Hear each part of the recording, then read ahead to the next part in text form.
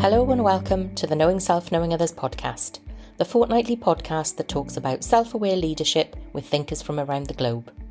If you want to be a better leader and a better work colleague, then join me, your host, Nia Thomas, as we talk to today's Knowing Self, Knowing Others guest. Listeners, I'm absolutely delighted to be joined today by Ira Wolfe. And I first came across Ira when I was listening to the Geeks, Geezers and Googleization podcast, which is just brilliant. If you haven't listened to it, you really, really must. And Ira is a founding member and a co-host with Jason Cochran on that podcast. And it's just brilliant.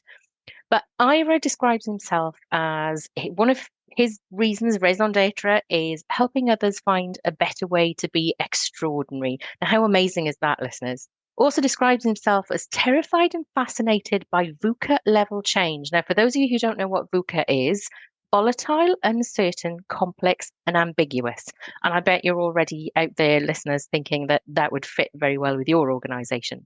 Describes himself as a millennial in a baby boomer body, a Hall of Fame speaker, and a future of work global thought leader. Ira, it's absolutely brilliant to have you here. Please do introduce yourself to listeners. Hey, thanks very much. I think you did the introduction just fine, and I really appreciate that. Again, it's a great opportunity to be here and talk about VUCA and all the implications and where the world is headed. Absolutely. Ira, how do you define self-awareness? That's a great question. How do I define self-awareness? One is, I would say it's the journey of having a relationship with ourselves. So it's understanding, traditionally, and certainly the definitions and the experiences I was exposed to up until, I'm continuing on this journey. The experiences that we had was really around understanding yourself. But I think true self-awareness is really understanding the relationship you have with yourself. And that may, in fact, just be another way of saying emotional intelligence, because certainly emotional intelligence is made up of self-awareness and then your ability to manage your emotions and then understand that other people's emotions and also understand how to relate to other people's emotions. So I think it's more, I think self-awareness is very much a relationship we have with our own selves. And, certainly some people are in love with themselves, which is not necessarily a healthy relationship, but maybe to love oneself rather than be in love with yourself. Yeah, definitely. And it's interesting that discussion about, is self-awareness an element of emotional intelligence, or is emotional intelligence an element of self-awareness? And when you read the literature, there are different schools of thought, and somebody goes one way and somebody goes another. And I guess my view is that self-awareness is bigger than emotional intelligence. But absolutely, when you hear Goleman's definition of emotional intelligence, self-awareness is right in there. Oh, absolutely. And it really is a journey. I'm an older baby boomer, and most people have long gone and to go, hey, you're done. The chapter's closed. What else can I learn? And, here I am, I'm teaching classes in a master's level program for organizational change, which obviously is a good fit with VUCA. But one of the reasons I do that is I'm still on this journey. I mean, I want to know what are 22-year-olds thinking? What are 30-year-olds thinking? What are 40-year-olds thinking? And you have that opportunity. But every single day is people say, why are you still working so hard? And frankly, I don't think I'm working hard. I'm just trying to realizing that there is a limited amount of time I'll have on this earth, as we all do. We just don't know when that'll be. And there's just so much more I want to figure out. And it's an exciting time to do that. Most definitely. Just like me, I'm on that learning journey, and I hope that learning journey never stops. What are your thoughts on the relationship between self-awareness and leader effectiveness? I don't know how you can be an effective leader without having self-awareness. And in fact, I mean, and most every model, and again, we talked just a few minutes ago about, whether whether self-awareness is part of emotional intelligence, or emotional intelligence, drives self-awareness, whatever that might be. But when it comes to leadership, it's a direct connection. I don't know how you can be an effective leader. The title, you can be a leader and have that in their title, but we already know that not all leaders can lead. But to be able to lead effectively, especially in these days, and thank you for mentioning my podcast. Just the other day, we did a podcast on mental health in the workplace, how that's changed, and how critical that's going to be, and certainly the trend of workplaces and people, and what it's not really work-life balance, but work-life integration. But how do we put all that together? In the past, when employee-employer relationship was transactional, it's I give you a paycheck, leave all your baggage at the door, walk through the door, do what we tell you to do, go home, pick up your baggage, and leave, and we paid you for your time here, then self-awareness really didn't matter. Those days are gone. I mean, we're living in an age where if you don't treat people right, it's unlikely you're going to be in business for very long. So I don't know how you can even lead poorly without having some self-awareness. I've certainly talked to other people about the leaders who are more towards that narcissistic side of self-awareness, and they are leading in organizations, but they do not really have followers. They have people who just stick around for the paycheck, but nevertheless, they are getting the figures, they're getting the KPI, they're getting the money through the door. What are your thoughts on how are they there? How are they staying there? Are they the people who are time limited in their roles? It's a complicated question. So as you were asking me that, my mind immediately goes to Elon Musk. Sure. And Steve Jobs was not necessarily the most well-liked leader. They admired, his creativity, his motto, what he was creating, his aspirations, his brilliance. But he really wasn't necessarily the most liked leader. So we can go through history. I mean, we can go back and find out leaders who, were incredibly successful and narcissistic and authoritarian. Yeah. But that doesn't. So, and I believe that's always going to be true. I mean, there's always going to be people because of some uniqueness. Again, you can't take away Elon Musk's brilliance, his forward, and despite what you think of him and if you like of him, Twitter may or may not survive. It may not live to go on. But how he changed the world with Tesla and the model. I mean, he disrupted the world and he had this vision to do that. And who knows what else he's going to come up with, but he's not very good with people. And that's probably where that self-awareness comes in. Because if he was self-aware, he would have stayed in the background, maybe let other people be the hatchet people, or just say, I need to be in order to do what I do best. And that's part of self-awareness. I mean, sometimes it's understanding your limitations. So long way around an answer to your question, but ultimately, I think we're always going to have narcissistic, authoritarian, dictator-like, very poor with people leaders. And again, some of them may be self-aware and say, I don't give a crap. But in order to grow companies, I think I think brands, and in order to grow companies and the more complex that the world gets, and, especially in the US and many, many developed countries around the world, there's just a shortage of people for the demand.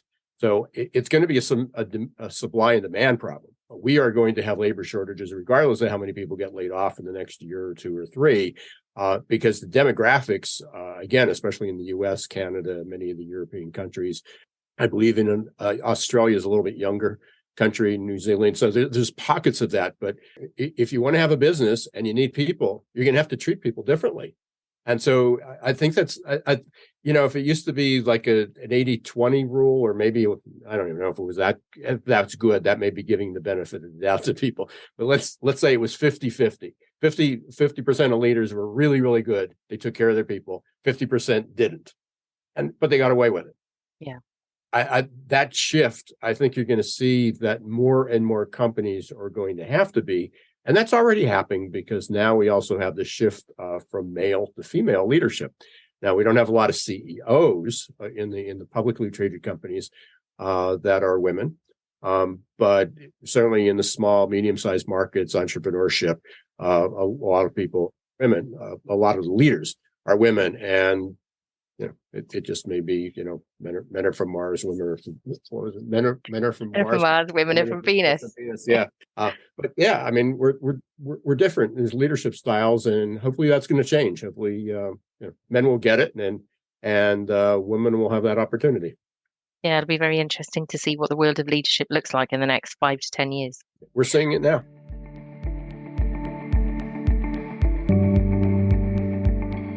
Do you think effective leaders can be found at all levels, and why? What's really influenced your view? Oh, absolutely. And it goes back to leadership's not a title. I mean, you may have it in your title, but that doesn't make you a good leader. So there are, and sociology, a lot of the social studies. I heard this. Oh man, it's probably 25 years ago, maybe even more. And it was almost like it was before TED Talks, and there was an event that a friend invited me to in Scottsdale, Arizona. And each year they used to invite leaders to come in and speak about leadership, personal development, the future. And I remember, and I sort of blew it off at the time because they had like the former CEO of HBO, how disruptive that was going to be in the future. They had the orchestra master of maybe the Boston Philharmonic, and he was a pianist.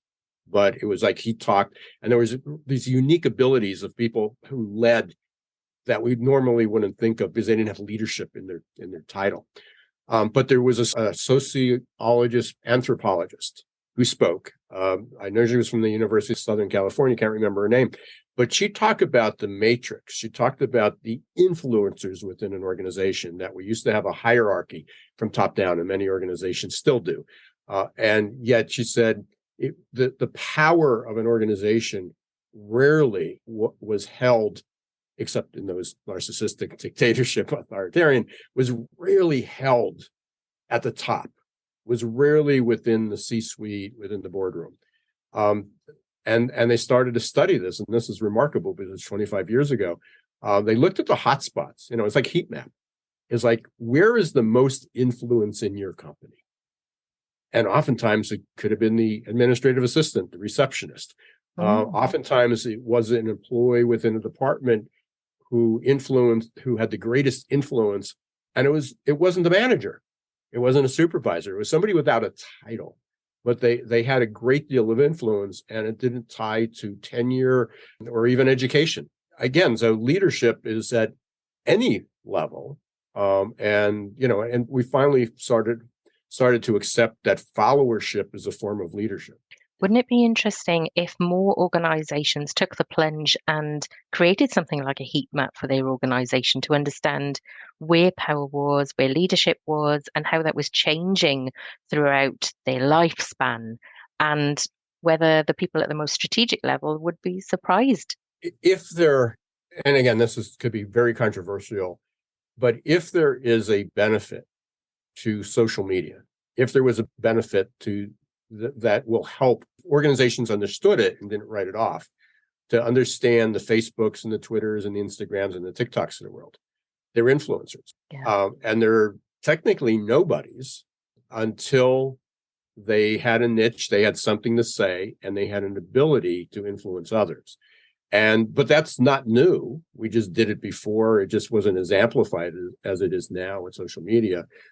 But in the past, social media certainly created that opportunity for a lot of people. Now, it's not all good stuff, but nobody's saying that being an influencer in an organization, being a leader in an organization, isn't always positive either. So I think that's another important aspect of that, as we're sort of brainstorming here and talking out loud, is that we assume that to be an effective leader, that means it's all positive. But there's a lot of dictators in our history that were very effective leaders, big influencers. We won't go into the current politics, recent politics, some of the headline news, but going back through history, that were incredibly effective leaders. I really like that idea of thinking about leaders as influencers, because when you think about it from the 21st century perspective, if we use the word influencers, it opens a whole different world to thinking about leadership, doesn't it? I'm going to go back to probably one of the biggest influences on my life that we had, and it's going to go back to something I think we talked about this before we went on the air, was Warren Bennis, who came up with the term VUCA, the volatile, uncertain, complex, and ambiguous. And he came up with that in the 80s to understand what type of leaders were we going to need in the future, because our world was going to be so unpredictable and uncertain. And that was the acronym he used. But he described leaders as, well, he described managers of getting people to do what you want to do. That was their role. Leaders were getting people to want to do what you want them to do. Uh-huh. And I didn't, and until today, I wouldn't have necessarily said, oh, that's about influencer. But that's certainly shaped my mindset of what leadership looked like. Is leaders, a leader gets people to want to do what you want them to do.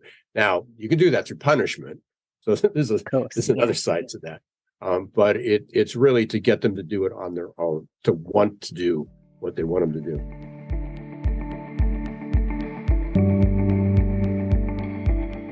Do you think leaders at the most strategic level of organizations have greater self-awareness than leaders at other levels of organizations? And I think we've touched on this as we've talked through, and I think it feeds through a lot of the discussions we've had. Yeah, it's a maybe. It's a definite. Again, there's many organizations that have done well in order to be successful in today's market and continue to grow and again evolve. That those leaders, in order to be effective, at least some of those leaders had a level of self-awareness, a high level of emotional intelligence to be able to do what they do. I don't think you can sustain itself and compete long term, especially in today's market where where life cycles are so short to be able to do that. I think there's more and more that do that. I certainly think we're far away from saying if they've achieved a certain level of success, then they have self-awareness. Again, we'll go back to Elon Musk. I think that there's certainly high levels that have demonstrated that they don't. And, I always describe, I recently sold my business, which was Success Performance Solutions, and had over 28 years, and it was focused exclusively on pre-employment leadership assessments. And we'd meet with people and we'd identify what they had, where they were. But I never looked at them as, oh, you're going to be good or bad. I always said, here's your starting point. And one of the metaphors that I use, and anybody that's listening to this that knows me, who's probably heard this before, is that, you're driving a vehicle and you got 3 round tires, or you have 4 round tires, but there's an air leak. We want to know, when do you need that 4th tire? And what happens if it starts to go flat? So a lot of times people say, well, this is a 90% match for leadership. And I go, okay, what's the 10% that could derail them? And it wasn't on the negative side. At some point, because we were living in a volatile, uncertain, complex, and ambiguous world, they're going to meet a situation where if they rely on what they did in the past and it worked, may not work in the future. So again, that's self-awareness. Many people are familiar with strengths finders, and people interpreted it completely wrong. Is that they go, here's your top 5 or top 10 strengths, and people say, oh, just ignore their weaknesses. But over time, and as the environment changes and the world got more complex, and given the last 3 years living in a world of uncertainty and unpredictability, which is just going to continue, is you can't keep doing the same thing over and over again and expect a different result. And that's what happens. So without understanding what your vulnerabilities are, even if they've never impacted you before, throwing out a lot of terms here, but you're probably familiar with it, but I don't know if a lot of listeners are, with a fixed mindset and a growth mindset. Yes. So, fixed mindset is I've got a set of fixed skills. And I'm just naturally gifted at it. And if I just learn to use those skills, I'm good. But there's a problem with that because times change, environments change, people change. We got to continually learn. We got to continually evolve. And then there's a fear factor of, well, if I try that, I'll look stupid. And then if I make a mistake, people won't hold me in the highest respect. So I got to do everything to protect who I was, where I was. I got good grades. Look at my success. where, the growth mindset is that opportunity is, hey, we talked about it already. We're just on a journey. We're constantly learning. There's things we did before and we thought we were good at, and you go, wow, I wish I could do that over again. I look things that I wrote, that I did, decisions I made, and they were right at the time with the information that I had. And maybe I got away with it just because the world wasn't as complex as it was. But now you don't have that opportunity. So we really need to understand, one is what some of our vulnerabilities are. And those may change as we go on, because it may have been maybe a little bit of a vulnerability in the past, but now it's a significant vulnerability. But moving forward, we need to know when that tire can go flat. When are the wheels going to start to come off? And so even people that are at the highest level now, or were in 2019 and early 2020, found themselves maybe not as effective as they were. And you can look through the pandemic and the responses of organizations, of people who, I guess it's the CEOs, the corporate leaders, who shared their vulnerabilities. They were transparent that we've never been in this. We don't know how to do it. When people were looking at them for decisions. I remember being on some webcasts, some webinars with some and would have never had that opportunity had it not been for the pandemic, to see them. And they were working from home. And in walk a dog or a cat jumps up on the desk. The child walks in, the grandchild walks in, and they finally understood, and they shared that, what it was like to be a parent and an employee and be vulnerable. And those leaders became very successful. Now, whether they all had high self-awareness before or whether that was their wake-up call, they got it.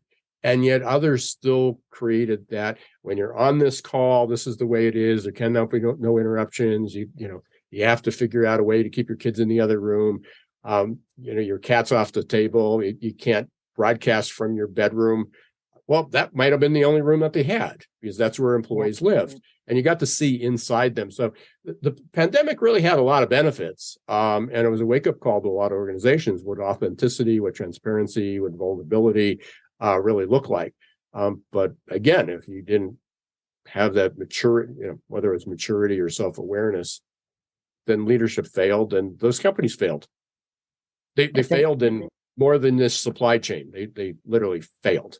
It's interesting, as you were talking, I was thinking there is very much the journey. There is self-awareness, vulnerability, learning, flexibility, adaptability. All of those things are part of this journey of self-awareness. And I think it's a cycle that moves forward. It's that wheel that keeps turning, that moves and moves. And you have to learn all of those things and develop all of those things as you go forward. Yeah. I'm so glad you brought those skills up, and we use a model. It's called the ACE model, and it looks at adapt abilities. What are the abilities you need to adapt and change and evolve? And then it looks at some personality traits, with C is the character and E is the environment. So in order to do that, you need a healthy environment. You need to know that management supports you. You need to know that you have good team support and relationships with that. Psychologically a safe space. That there is a sense of well-being, but that's all the corporate side, and most companies are still trying to figure that part out. But on the ability side of what were the abilities? You mentioned some of them, but there was so much written about in the pandemic about grit and resilience. I think the words of the year, one year was grit, one year was resilience, and you need both. You need to be gritty. You need, and again, it's not just persevering. It's not continually running into the wall till you break through. It's also having a passion to do that. So if you're just gritty, and that's workaholism. I mean, you're a workaholic. But if you have a passion to do that, which means you have a purpose to do that, then that helps. And then resilience, no matter what you do, there's going to be setbacks, unpredictability, uncertainty, and you got to bounce back and bounce back quickly. But the other three, so those were two of the five adapt abilities that we talk about. The other three you mentioned was mental flexibility. There's a lot of disinformation, misinformation, cognitive dissonance, but we also have to learn how to connect the dots, color outside the lines, whatever phraseology you want to use. We got to deal with that. But the one that was really interesting was unlearning. It's not learning, it's unlearning. Yeah. because we can learn all these everything that we need to do, but we got to stop doing what's not working any longer. So it wasn't learning was an adaptability. It was unlearning was the ability, the people who were most successful at change and adapting, which is being aware of when you need to unlearn the old behaviors and then how to do that. And then the last one, which I should have mentioned first, was growth mindset. So, so it basically is grit, resilience, mental flexibility, unlearning, and growth mindset. Those are the five. And this was documented also very well by McKinsey. They've done study, Deloitte, and they looked at what did the leaders, what did people that adapt well, that are effective, and not only just leaders with a title, but even those leaders on the front lines, what did they have in common? And it all came back to adaptability. Now people described it, but the work we did and the work that the groups that I worked with said, okay, here's how do we break adaptability down into skills that people can learn? And those five, we mentioned. What do you think is an effective way to develop self-awareness? There's certainly lots of assessments out there. I think one is your willingness. It's the acceptance that you need to do it. Yeah. It's just that I don't know how you can't teach somebody self-awareness. It's a two-way street. Somebody has to be willing to say that I need to be more, I need to have a better relationship with myself before I can have that with others. Maybe that's a twist on Stephen Covey's world. But I have to have a better relationship with myself in order to figure out everything else. But one of the ways that even to get to that point, I will go back to growth mindset. I am a huge proponent. I don't know how people do anything. I don't know how they become more gritty, more resilient, have a more open mind, become smarter, evolve, and ultimately have greater self-awareness than if they don't have at least some bits of growth mindset. Yeah. If you think just because you're smart or because you think you're dumb, if you're rich or poor, if you're tall or short, I don't think it matters of what your limitations are. If you have a growth mindset, I mean, it's being realistic about what you can do. But ultimately, people just think I'm just good at doing this. Or I'm not good at math, or I'm good at math, or I'm really good with people, or I'm not good with people. When people define themselves by just that really limits them. And that's probably the biggest indication that they need self-awareness. But to grow and improve, and anybody who has a sense of ambition. And I think, most people don't wake up in the morning and say, I'm wondering how today can be worse than yesterday. Yeah, absolutely. Now, it may turn out that way, but nobody really starts that day by doing that. But then they listen to the people talking on their shoulders and the voices in their head, and then they go back to that. But I think everybody wants to be better, but they may not have been given the opportunity. They didn't learn how. So I think ultimately I can't say it's universal, but I think everything starts with having a growth mindset.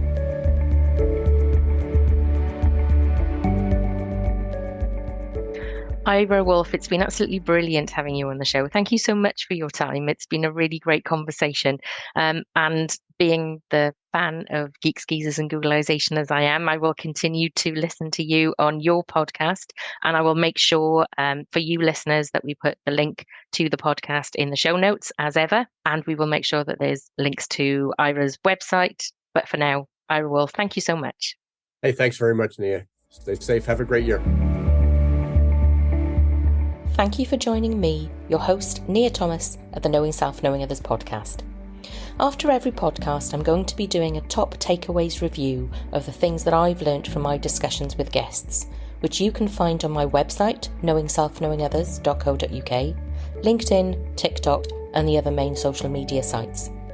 Rates, reviews, and recommendations from you are the best way to get the word out about the Knowing Self, Knowing Others podcast.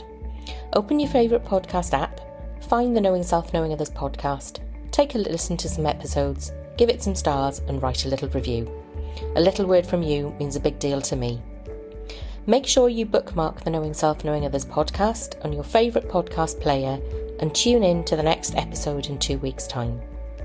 The Knowing Self, Knowing Others podcast is available on Apple Podcasts, Spotify, Google Podcasts, Stitcher, Good Pods, Podchaser, Amazon Music, Podcast Index, Podcast Addict,